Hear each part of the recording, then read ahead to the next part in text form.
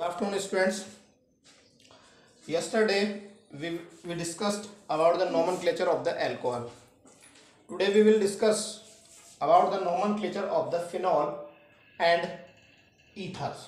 क्योंकि हम साइमल्टेनियसली सभी टॉपिक्स को अल्कोहल, फिनॉल, ईथर हमारा टॉपिक है, तो हम अल्कोहल, फिनॉल, ईथर तीनों ही टॉपिक को साइमल्टेनियसली पढ़ेंगे. देखो बच्चों, फिनॉल का जो होता है, फिनॉल के बारे में हम कहें तो फिनॉल की स्ट्रक्चर जो होती है वो ये फिनॉल की स्ट्रक्चर होती है इस प्रकार की. This is the structure of phenol. Phenol में बेंजीन पर जब हम हाइड्रोक्सी ग्रुप लगा देते हैं तो उसे हम बोलते हैं, तो हम फिनॉल की डेफिनेशन देते हैं when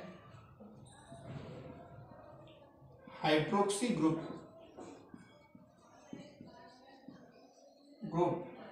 is attached at benzene ring, then the compound form is known as phenol. तो उस कंपाउंड को हम क्या कहते हैं बच्चों? फिनॉल कहते हैं. तो ये हमारा एक विनाइलिक कंपाउंड है. ठीक है, तो हम ये बोल सकते हैं phenol is the example of vinylic alcohol. ये एक विनाइलिक एल्कोहल का एग्जाम्पल्स है. ये चीज अपन ने जो है डिस्कस कर दी थी. अब फिनॉल के कुछ एग्जाम्पल्स मैं आप लोगों को बता देता हूं. जैसे हमारा एक एग्जाम्पल है CH3OH. ये एक फिनॉल है जिसमें हमने पैरा पोजीशन पर मिलते हैं. तो इसका जनरल नेम जो है वो होता है पैरा क्रिसोल. इसका जनरल नेम क्या होता है? Para cresol. और वैसे इसका नाम देखें तो इसका नाम हो जाएगा पैरा हाइड्रोक्सी फिनॉल. नाम हो जाएगा इसका पैरा हाइड्रोक्सी फिनॉल. इसी प्रकार से यदि मैंने यहाँ पे OH और यहाँ CH3 लगा दिया तो इसका नाम हो जाएगा ऑर्थो क्रिसोल. क्या बोलेंगे बच्चों इसको? Ortho cresol. और इसे हम बोल सकते हैं ऑर्थो हाइड्रोक्सी ऑर्थो मिथाइल. मैं बोल गया ऑर्थो पैरा मिथाइल फिनॉल. इसका नाम हो जाएगा ऑर्थो मिथाइल फिनॉल. ठीक है, और हमारे पास में जो आप देखोगे तो यहाँ पे OH एंड CH3, तो इसका नाम हो जाएगा मेटा मिथाइल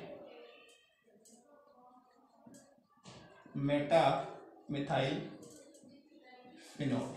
ठीक है, इसे हम 4 हाइड्रोक्स, इसको हम 4 मिथाइल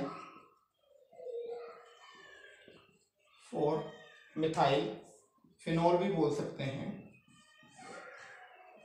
इसे हम 2 मिथाइल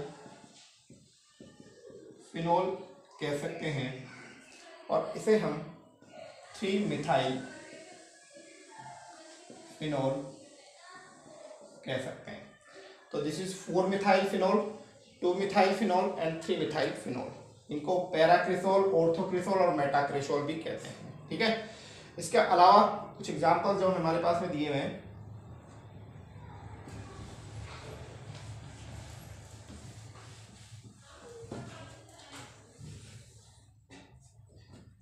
देखो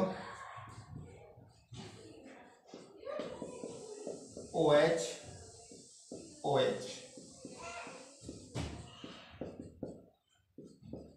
OH OH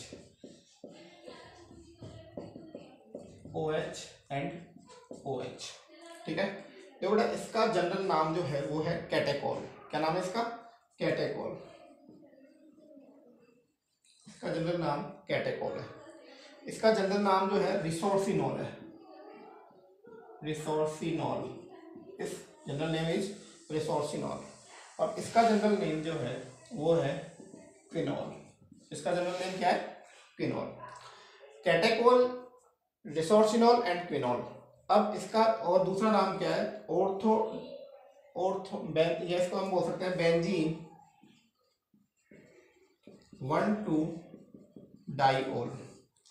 इसको हम बोलते हैं बेंजीन 1,3-डाइओल, और इसको हम बोलते हैं बेंजीन 1,4-डाइओल। बेंजीन 1,2-डाइओल, बेंजीन 1,3-डाइओल और बेंजीन 1,4-डाइओल इनके नाम हैं। इसको हम बोल सकते हैं ortho dihydroxy benzene, Meta dihydroxy benzene और पैरा डाइहाइड्रोक्सी बेंजीन भी हम बोल सकते हैं। तो ये हमने फिनॉल के कुछ नॉमेनक्लेचर हमने पढ़े हैं, ठीक है। तो ये थे नॉमेनक्लेचर ऑफ फिनॉल जो हमारी एनसीईआरटी वाली किताब में दी गए हैं। अब जो है हम डिस्कस करने जा रहे हैं nomenclature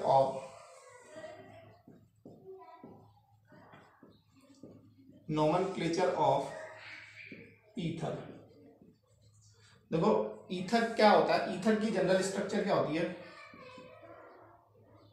general structure of ether क्या होती है, ROR जो होता है वो जनरल स्ट्रक्चर होता है ईथर का, ठीक है। मतलब ऑक्सीजन के दोनों तरफ जब एल्काइल ग्रुप प्रेजेंट हो, ऑक्सीजन के दोनों तरफ जब एल्काइल ग्रुप प्रेजेंट हो तो हम उसे कहते हैं ईथर कहते हैं। उसको क्या कहते हैं, ईथर कहते हैं। अब ईथर हमारे दो प्रकार के होते हैं। ईथर जो होते हैं वो दो प्रकार के होते हैं। कौन कौन से ईथर होते हैं, दो प्रकार के ईथर जनरली हमारे दो प्रकार के होते हैं। एक तो हमारा होता है सिमेट्री ईथर,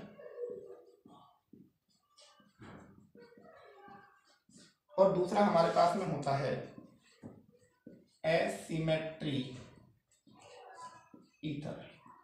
एक सिमेट्री ईथर होता है और दूसरा होता है हमारा एसिमेट्री ईथर। सिमेट्री ईथर जो होता है जब ऑक्सीजन के दोनों तरफ एल्काइल ग्रुप सेम प्रकार के हो, जब ऑक्सीजन के दोनों तरफ जो है एल्काइल ग्रुप समान प्रकार के हो तो उसे हम सिमेट्री ईथर कहते हैं, ठीक है। तो हम यहाँ डेफिनेशन लिख सकते हैं उसकी, when same type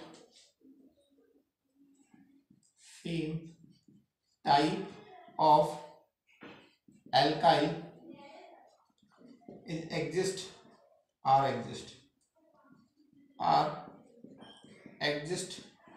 at the beside of oxygen, तो उसे हम सिमेट्री ईथर कहते हैं। यहाँ ऑक्सीजन की तरफ इधर भी CH3 है, इधर ऑक्सीजन की तरफ CH2 CH3 है, इधर भी CH2, तो ये हमारा कैसा हो गया, सिमेट्री ईथर हो गया। अब एसिमेट्री ईथर क्या होते हैं, when different type of alkyl group are exist beside the oxygen, then this is known as asymmetry ether. इसको हम क्या कहते हैं, एसिमेट्री ईथर कहते हैं। जैसे CH3O CH2 CH3, ये एक एसिमेट्री ईथर है क्योंकि ऑक्सीजन के इधर की तरफ तो मिथाइल समूह है और इधर की तरफ मिथाइल समूह है, ठीक है। तो ये इसके जनरली टाइप हो गए। अब हम इनके नॉमेनक्लेचर पे एक बार आ जाते हैं क्योंकि सिमेट्री एसिमेट्री पढ़ना हमको पहले थोड़ा जरूरी हो गया था, ठीक है। अब नॉमेनक्लेचर में आप देखोगे कि सबसे पहले हम इसका जनरल नेम पढ़ लेते हैं। General name of ether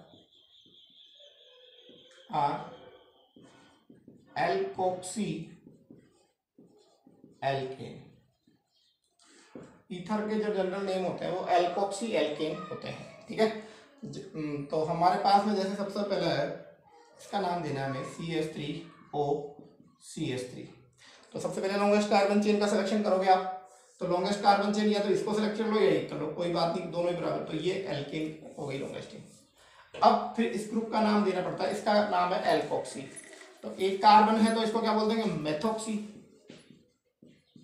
methoxy methane इसका नाम हो जाएगा। This is known as methoxy methane. अगला एग्जांपल है हमारे पास में CH3CH2O CH3। अब हम इसे अब लॉन्गेस्ट कार्बन चेन का सिलेक्शन करते हैं। ये कार्बन कितने कार्बन का है, 2 कार्बन, और इधर एक, तो लॉन्गेस्ट कार्बन चेन हमारी ये होगी। इस ग्रुप को हम क्या बोलेंगे, 1 कार्बन है, तो ये हो जाएगा मेथॉक्सी। क्या हो जाएगा इसका नाम, मेथॉक्सी। और एथेन क्या नाम हो जाएगा, मेथॉक्सी एथेन, क्योंकि 2 कार्बन है, 2 कार्बन की चेन हो रही है, तो इसका नाम क्या हो जाएगा, मेथॉक्सी एथेन। थर्ड एग्जांपल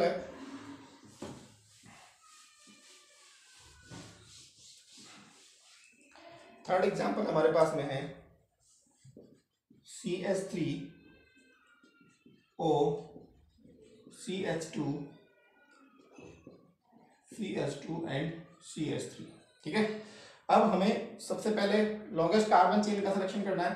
तो ये हमारी लॉन्गेस्ट कार्बन चेन, इस ग्रुप को क्या बोलेंगे, methoxy. This is known as methoxy. 3 carbon को हम बोलते हैं एथेन, तो this is known as methoxy ethane. This is known as गलत बोल गया मैं, 3 कार्बन है तो मेथॉक्सी प्रोपेन, मेथॉक्सी प्रोपेन। तो ये थर्ड एग्जांपल हो गया। फोर्थ एग्जांपल हमारे पास में, अच्छा इनके मैंने कॉमन नेम नहीं बताया, तो एक बार कॉमन नाम देख लो आप इनके। CH3O, CH3 का कॉमन नेम है मिथाइल, है ना, तो डाई मिथाइल ईथर नाम हो जाएगा इसका, डाई मिथाइल ईथर। इसका देख लो CH3 CH2O CH3, तो इसको पहले इथाइल को लिखेंगे फिर मिथाइल को, क्योंकि इथाइल ई से शुरू होता है मिथाइल में से, तो इसका जनरल नेम हो गया इथाइल मिथाइल ईथर। ठीक है, थर्ड एग्जांपल था हमारा CH3O CH2 CH3। तो ये तो नॉर्मल लंबी चेन होगी, तो अनब्रांच चेन होती है तो उसको हम क्या बोलते हैं, नॉर्मल से करते हैं, तो इसका नाम हो जाएगा मिथाइल एन प्रोपाइल ईथर। ठीक है, तो ये हमारे 3 एग्जाम्पल हमने, इनके कॉमन नेम भी हो गए। अब जो चौथा एग्जाम्पल हम करने जा रहे हैं, ये इनके कॉमन नेम्स थे हमारे। ठीक है, अब जो हम करने जा रहे हैं उसको देखिए आप लोग। C6H5O CH3 इसका नाम देना हमें। तो इसका कॉमन नेम तो है, कॉमन नेम इसका है, इसको आप ऐसे भी रिप्रेजेंट कर सकते हो। ये बेंजीन रिंग है, C6H5 बेंजीन होता है, इसके ऊपर ये एरोमेटिक ईथर है बच्चों। कैसा है, एरोमेटिक ईथर। तो इसका जनरल नेम तो क्या होगा, methyl phenyl ether, methyl phenyl ether, methyl phenyl ether इसका जो है जनरल नेम होगा। इसे इसका जनरल नेम, या इसका जनरल नेम एनिसोल भी बोल सकते हैं। इसको क्या बोल सकते हैं, एनिसोल बोल सकते हैं। और IUPAC नाम जो होगा इसका मेथॉक्सी बेंजीन। क्या नाम होगा, मेथॉक्सी बेंजीन। इसका जनरल नेम क्या होगा, मेथॉक्सी बेंजीन। इसको IUPAC में एनिसोल भी बोल सकते हैं, IUPAC में एनिसोल भी बोल सकते हैं। दूसरा एग्जांपल देखिए आप लोग,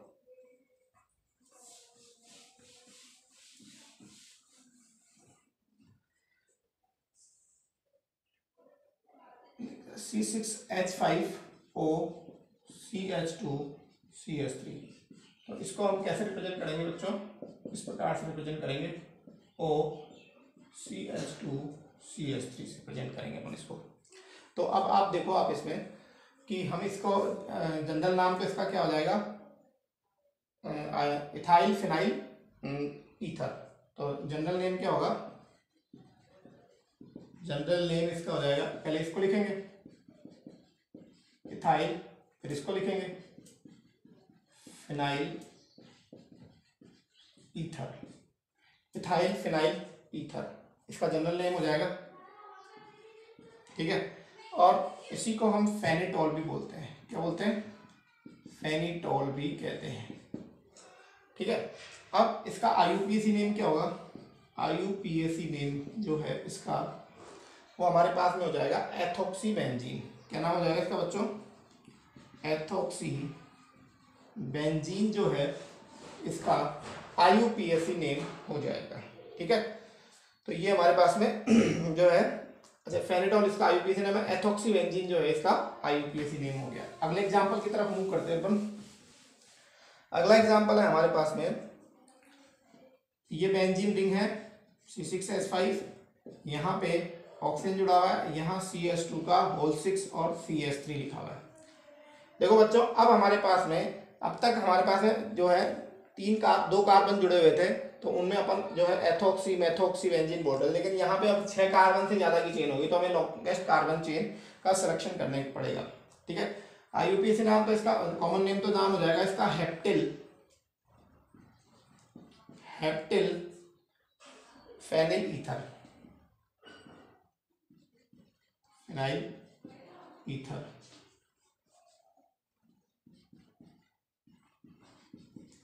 हेप्टाइल फिनाइल ईथर इसका कॉमन नेम हो जाएगा। ठीक है, अब इसका हमें IUPAC नाम देना है, तो IUPAC नाम इसका हो जाएगा 1-फिनॉक्सी। इस ग्रुप को क्या बोलेंगे? फिनॉक्सी। तो 1-फिनॉक्सी heptane.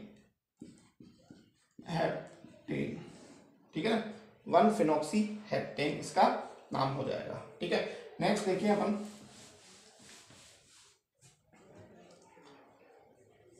CH3O CH3 and CH3। ठीक है, तो इसमें आप सबसे पहले लॉन्गेस्ट कार्बन चेन का सिलेक्शन कर लोगे, दैट इज नंबर, तो यहाँ से नंबरिंग करोगे 1 2 3। पहले तो इसका नॉर्मल नेम देखें,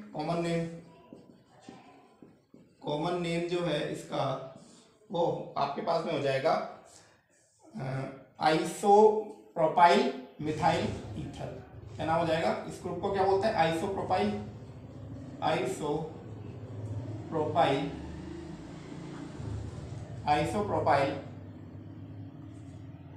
मिथाइल ईथर।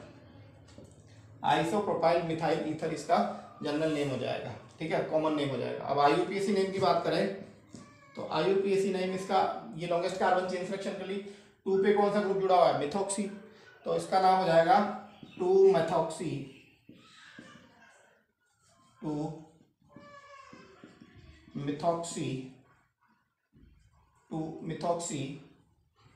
प्रोपेन।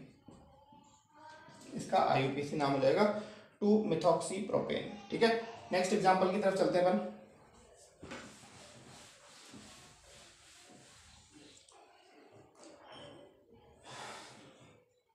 देखो C6H5O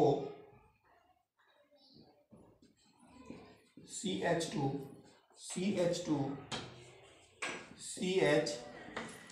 CH3 एंड CH3। ठीक है, तो देखो बच्चों, ये जो ग्रुप है 1 2 3 4 5 आइसोपेंटाइल ग्रुप बोलते हैं इसको क्या बोलते हैं? आइसोपेंटाइल। और ये फिनाइल ग्रुप, तो इसका नाम हो जाएगा फिनाइल आइसोपेंटाइल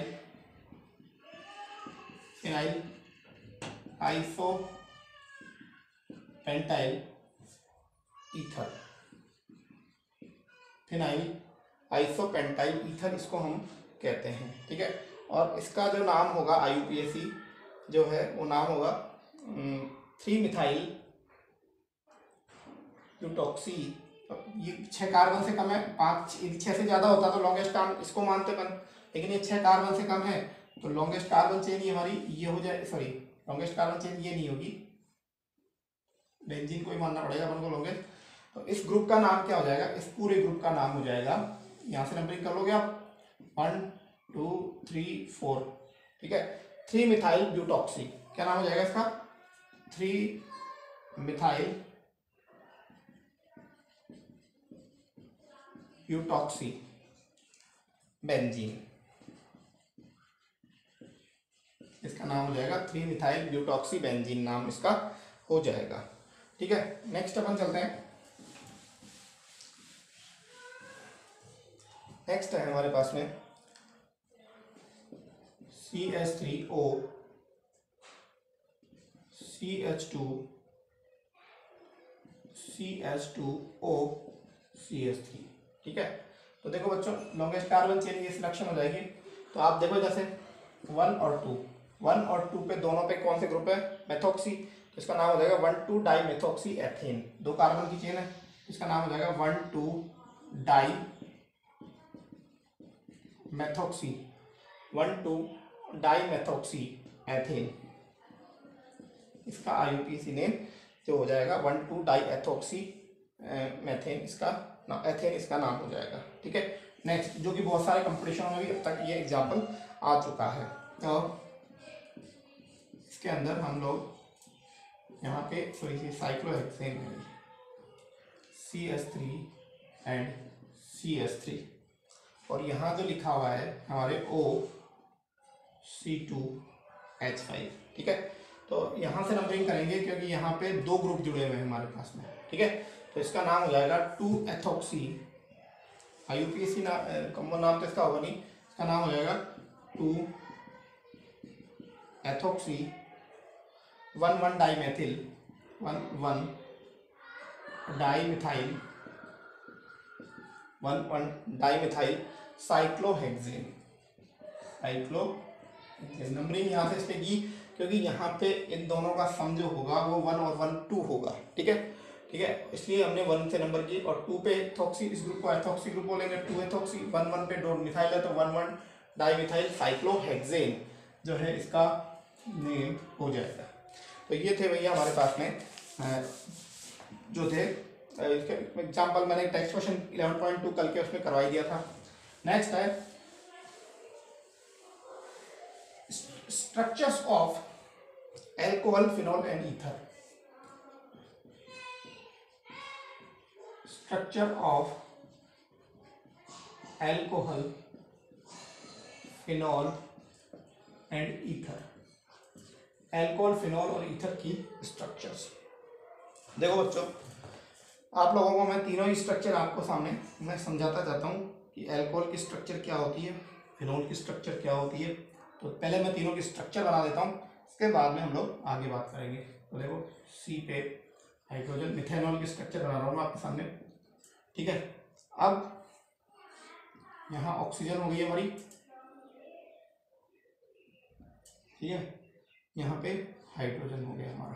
ठीक है, तो यहाँ पे देखो इन दोनों के बीच का बॉन्ड एंगल जो होगा वो हमारे पास में वो होगा 108.9 डिग्री के करीब इसका बॉन्ड एंगल होगा।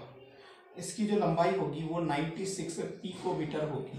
ठीक है, इस बॉन्ड की लंबाई जो होगी वो 142 पिकोमीटर होगी। हमें ये याद नहीं करनी, हमें समझना है कि इसमें ऐसा क्यों हो रहा है, बॉन्ड एंगल का मान इतना कम क्यों है, ये सब चीज़ें हमें समझनी है। ठीक है, तो ये हमारा किसका स्ट्रक्चर हो गया, एल्कोहल का।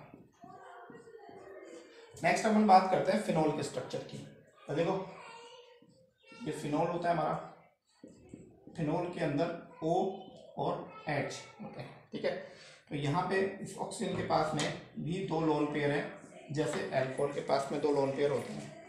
इस बॉन्ड की लंबाई जो है आपकी 136 पिकोमीटर है, और इस बॉन्ड की लंबाई जो है अपन को उससे मतलब नहीं है। हमारा जो बॉन्ड एंगल होगा ये वाला जो होगा 136 के करीब, 136 सॉरी मैं गलत बोल गया, 136 बॉन्ड एंगल जो होगा इसका करीब 109 डिग्री होगा। ठीक है, 109 डिग्री होगा। थर्ड हम जो है स्ट्रक्चर हम बात करते हैं किसकी, जो हम बात करते हैं स्ट्रक्चर ऑफ ईथर। तो ईथर के स्ट्रक्चर में इस प्रकार से बना देता हूँ मैं आपके CH3 C पे H3 इसके जो बॉन्ड एंगल की वैल्यू है करीब होती है 111.7 डिग्री, और ये लंबाई जो होती है आपकी 141 पिकोमीटर के करीब होती है। ठीक है, और ये लंबाई भी आपकी 107 मिनट है। ठीक है, अब हम डिस्कस करते हैं कि एक एक चीजें। सबसे पहले हम डिस्कस करते हैं बॉन्ड एंगल। बॉन्ड एंगल देखो बच्चों, यहाँ पे बॉन्ड एंगल जो है 108 डिग्री का है। दोनों जो ऑक्सीजन थे बॉन्डेड बॉन्ड है, उनके बॉन्ड एंगल, यहाँ जो बॉन्ड एंगल 109 का है और यहाँ जो है 109। ठीक है, यहाँ पे आप देखोगे इस ऑक्सीजन का हाइब्रिडेशन भी sp3 है, इस ऑक्सीजन का हाइब्रिडेशन भी sp3 है, और इस ऑक्सीजन का हाइब्रिडेशन भी sp3 है। In alcohol, phenol and ether तीनों कंपाउंड, तीनों ही कंपाउंड जो होते हैं उन तीनों में ही ऑक्सीजन का हाइब्रिडाइजेशन जो होता है वो हाइब्रिडाइजेशन जो होता है वो sp3 होता है। बॉन्ड एंगल जो होता है कितना होता है sp3 होता है। यहाँ तक आप लोगों को चीज क्लियर होगी। अब आप देखोगे कि तीनों का हाइब्रिडाइजेशन सेम होने के बावजूद भी इनके बॉन्ड एंगल की वैल्यू जो है डिफरेंट डिफरेंट हो रही है। ठीक है, यहाँ पे सबसे पहले मैं फिनोल को अल्कोहल से कंपेयर करता हूँ कि जो अल्कोहलिक ऑक्सीजन जो होती है, अल्कोहलिक ऑक्सीजन जो होती है वो sp3 हाइब्रिडाइज्ड कार्बन से जुड़ी होती है। ठीक है, और यहाँ पे अल्कोहल में किसी भी प्रकार का कोई रेजोनेंस इफेक्ट नहीं होता है, और रेजोनेंस इफेक्ट नहीं होने की वजह से ये कार्बन जो है बॉन्ड एंगल को डिस्टर्ब नहीं करता है। जबकि यहाँ पे क्या होता है, फिनोल के अंदर जो फिनोलिक ऑक्सीजन होती है वो जिस कार्बन से जुड़ी होती है उस कार्बन का हाइब्रिडाइजेशन क्या होता है, sp2 होता है। और sp2 होने की वजह से यहाँ s करैक्टर जो होते हैं थोड़े ज्यादा होते हैं कंपेरेटिव इसके। ठीक है, तो ये बॉन्ड एंगल, बॉन्ड लेंथ की वैल्यू आप तो यहाँ 136 और यहाँ 142 है, क्योंकि this carbon is contain sp3 hybridization, there is a less s character in alcoholic oxygen and this carbon, but in phenolic oxygen the oxygen contain sp3 hybridization, but this oxygen attached with that carbon contain sp2। तो आपको पता है sp3 में s character जो होता है, sp3 में s character जो होता है वो 25% होता है, और sp2 में जो s करैक्टर होता है वो 33% के करीब होता है। तो यहाँ जब s करैक्टर ज्यादा होने की वजह से ऑक्सीजन और कार्बन की बॉन्ड लेंथ 136 पिकोमीटर 136 पिकोमीटर पाई जाती है, जबकि यहाँ पे थोड़ी बॉन्ड लेंथ थोड़ी ज्यादा पाई जाती है। तो पहला रीजन तो आप लोगों को ये समझ में आया कि इनकी बॉन्ड जो कार्बन ऑक्सीजन की बॉन्ड CO बॉन्ड लेंथ जो होती है अल्कोहल में ज्यादा होती है और इसमें होती है। अब आप बॉन्ड एंगल पे आ जाते हैं। बॉन्ड एंगल में देखो इसका हाइब्रिडेशन sp3 है, इसका भी sp3 है, इस कार्बन के पास में भी दो लोन पेयर है, और इस ऑक्सीजन के पास में भी हमारे पास में 2 लोन पेयर है, दोनों ही ऑक्सीजन के पास में 2 लोन पेयर है, तो रिपल्सन का अमाउंट तो बराबर होगा। लेकिन क्या होता है कि यहाँ पे ये जो लोन पेयर है they are take part in the resonance. Phenolic oxygen पे के ऊपर जो लोन पेयर होते हैं वो लोन पेयर जो होते हैं वो रेजोनेंस में पार्टिसिपेट करते हैं, और रेजोनेंस में पार्टिसिपेट करने की वजह से क्या होता है कि ये इलेक्ट्रॉन जो है काम में आ जाते हैं, एक बार यूज में आ जाते हैं, और यूज होने में आने की वजह से लोन पेयर रिपल्सन जो है थोड़ा घट जाता है। और आपको पता है लोन पेयर रिपल्सन जब कम होगा तो बॉन्ड एंगल की वैल्यू कम नहीं होगी, यानी रिपल्सन का इफेक्ट कम होगा, और रिपल्सन का इफेक्ट कम होगा तो बॉन्ड एंगल कम नहीं होंगे, क्योंकि अपन ने VSEP आर्ट पढ़ा है कि higher the lone pair repulsion lower the value of the bond angle. तो यहाँ पे लोन पेयर रिपल्सन ज्यादा है, LP रिपल्सन इज मोर, और यहाँ LP repulsion less due to the resonance. तो इस वजह से अल्कोहल में जो बॉन्ड एंगल है वो थोड़ा सा ज्यादा होता है due to the LP repulsion, और जबकि फिनोल में LP रिपल्शन कम हो जाता है, क्योंकि जो लोन पेयर ऑक्सीजन के अंदर होते हैं, ऑक्सीजन के ऊपर जो लोन पेयर प्रेजेंट होते हैं वो जो है किस में पार्टिसिपेट करता है, रेजोनेंस में, और रेजोनेंस में पार्टिसिपेट करने की वजह से यहाँ पे बॉन्ड जो LP रिपल्सन है वो इतना नहीं हो पाता है, तो इसलिए बॉन्ड एंगल जो है 109 होता है। तो आप लोगों को एक तो ये चीज समझ में आ गई कि इस बॉन्ड लेंथ का मान ज्यादा क्यों होता है अल्कोहल में और इसमें कम क्यों होता है, वो S करैक्टर से एक्सप्लेन कर देंगे, और बॉन्ड एंगल की वैल्यू यहाँ पे कम ज्यादा होती है, यहाँ कम होती है, वो रेजोनेंस से एक्सप्लेन कर देंगे। तो 2 चीजें आप लोगों को समझ में आ गई। तीसरी चीज हम एक्सप्लेन कर रहे हैं ईथर को। ईथर में बॉन्ड एंगल एबनॉर्मली बहुत ज्यादा है। देखो बॉन्ड लेंथ वैल्यू तो लगभग बराबर है, कार्बन और ऑक्सीजन की बॉन्ड लेंथ वैल्यू यहाँ भी 142 है, यहाँ 41 है, लगभग बराबर है, तो बॉन्ड लेंथ को अपन को एक्सप्लेन नहीं करना है। लेकिन बॉन्ड एंगल एबनॉर्मली बहुत ज्यादा हो गया है, यहाँ पे एबनॉर्मली 111 हो गया, मतलब यहाँ से, जबकि देखो यहाँ इस ऑक्सीजन का अभी हाइब्रिडेशन sp3 है, और यहाँ भी 2 ही बॉन्ड लोन पेयर है, तो लोन पेयर रिपल्सन भी उतना ही है जितना इसमें है, उतना ही इसमें, यहाँ पे भी रेजोनेंस नहीं है, नो रेजोनेंस, और यहाँ पे भी किसी प्रकार का कोई रेजोनेंस नहीं है, तो नो रेजोनेंस, यहाँ भी किसी प्रकार का कोई रेजोनेंस नहीं है, दोनों ही स्ट्रक्चर में किसी भी प्रकार का कोई रेजोनेंस नहीं है। लेकिन फिर भी इसका बॉन्ड एंगल इसलिए ज्यादा है क्योंकि ये जो दोनों एल्काइल ग्रुप हैं, ये क्योंकि इसकी शेप भी बैंड शेप होगी या एंगुलर शेप होगी, तो ये एल्काइल समूह होगा, तो एल्काइल रिपल्सन ज्यादा होगा। तो इन ईथर क्या लिख सकते हैं, in ether due to alkyl alkyl group repulsion is higher, alkyl group का रिपल्सन ज्यादा होने की वजह से ये जो है एल्काइल आपस में रिपल्ड होते हैं, तो ये बॉन्ड एंगल की वैल्यू बढ़ जाती है। इस बॉन्ड एंगल की वैल्यू इसलिए बढ़ जाती है क्योंकि दोनों ही एल्काइल समूह में आपस में रिपल्सन होता है, और रिपल्सन होने की ये रिपल्सन जो है एलपी रिपल्सन से भी ज्यादा होता है। ये रिपल्सन जो है एलपी रिपल्सन से भी ज्यादा होने की वजह से, तो ये है। तो हमारे पास में यहाँ से 3 क्वेश्चन हमारे पास में, या 3 या 4 क्वेश्चन आप आराम से बना सकते हो जो एग्जाम में पूछे जा सकते हैं। पहला तो है कि कार्बन ऑक्सीजन की बॉन्ड लेंथ एल्कोहल में जो है फिनोल में कार्बन ऑक्सीजन की बॉन्ड लेंथ से ज्यादा क्यों होती है? Why the bond length of the carbon oxygen of the alcohol is higher than the carbon oxygen of the phenol.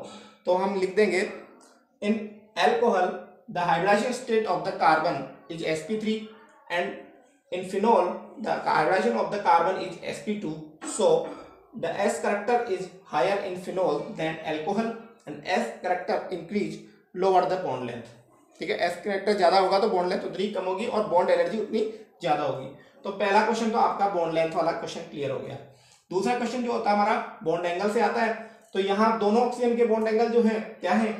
sp3 है, दोनों पे लोन पेयर भी सेम है, लेकिन यहाँ के जो इलेक्ट्रॉन है वो रेजोनेंस में पार्टिसिपेट करते हैं, जबकि यहाँ के इलेक्ट्रॉन जो है रेजोनेंस में पार्टिसिपेट नहीं करते हैं। और रेजोनेंस में पार्टिसिपेट नहीं करने की वजह से यहाँ पे जो एलपी रिपल्सन ज्यादा हो जाता है और यहाँ पे एलपी रिपल्सन थोड़ा कम हो जाता है, क्योंकि ये लोन पेयर फ्री नहीं है। ये लोन पेयर कहाँ है? बंधे हुए हैं, रेजोनेंस में बंधे हुए हैं, और रेजोनेंस में बंधे होने की वजह से यहाँ एलपी रिपल्सन थोड़ा कम हो जाता है। इस वजह से यहाँ बॉन्ड एंगल थोड़ा सा कम होता है, यहाँ थोड़ा सा ज्यादा होता है, इतना ही फर्क पड़ता है। तीसरा क्वेश्चन ये बनता है कि भाई क्या कारण है? यहाँ पे रेजोनेंस भी नहीं है, कोई दूसरा फैक्टर नहीं है, ऑक्सीजन का हाइब्रिडेशन sp3 है, 2 लोन पेयर है, फिर भी इसका बॉन्ड एंगल एबनॉर्मली अल्कोहल से भी बहुत ज्यादा हो गया, मैं तो कहता हूँ फिनोल से भी ज्यादा हो गया, जबकि यहाँ एलपी रिपल्सन फिनोल से ज्यादा है। तो यहाँ पे क्या होगा कि ये एल्काइल ग्रुप जो है, ये एल्काइल ग्रुप जो है आपस में रिपल्सन करते हैं, और एल्काइल रिपल्सन जो होता है एलपी रिपल्सन से भी ज्यादा हायर होता है। इस वजह से ये बॉन्ड एंगल जो है एक्स्ट्रा बहुत 111 डिग्री के करीब हो गया है। तो आज हम इतना ही पढ़ेंगे।